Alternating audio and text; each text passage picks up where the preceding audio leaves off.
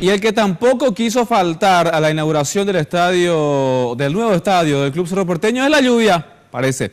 Es por lo menos lo que dice meteorología, Ricardo, porque anuncian ingreso de frente frío, pero al parecer también lluvia, así que atención a los que van a participar de la inauguración.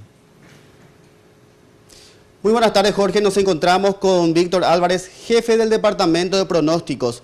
Queremos consultarle cómo se estará comportando el clima del día de mañana. Especialmente los más ansiosos que esperan esta noticia son los hinchas del Club Cerro Porteño que mañana reinauguran su estadio, la Nueva Olla Azulgrana.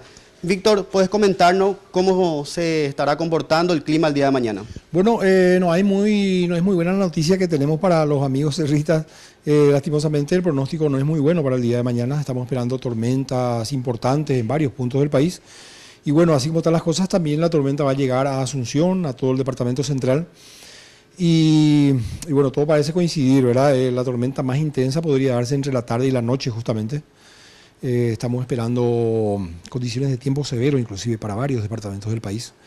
Va a ingresar un frente frío. Este frente frío va a generar un sistema de tormentas grande que va a abarcar varios departamentos del país. Entre ellos está el departamento central de Asunción, que trae entonces muy alta probabilidad de lluvias y tormentas para mañana. Y esta lluvia, podemos decir, ¿qué tiempo de duración tendrían?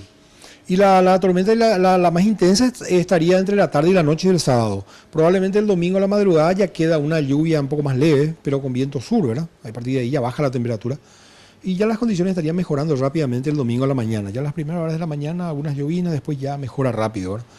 Estuve escuchando que podría posponerse para el domingo, ¿verdad? Yo creo que esa sería una buena medida, ¿verdad? Ya que estamos viendo que el sistema de tormentas es bastante consistente, ¿verdad? Entonces se presenta muy alta la posibilidad de que este pronóstico se cumpla, ¿verdad? Y así están las cosas, ¿verdad? Mejora ya el domingo, pero muy lluvioso y tormentoso el sábado. Así que ya lo escucharon, amigos cerristas.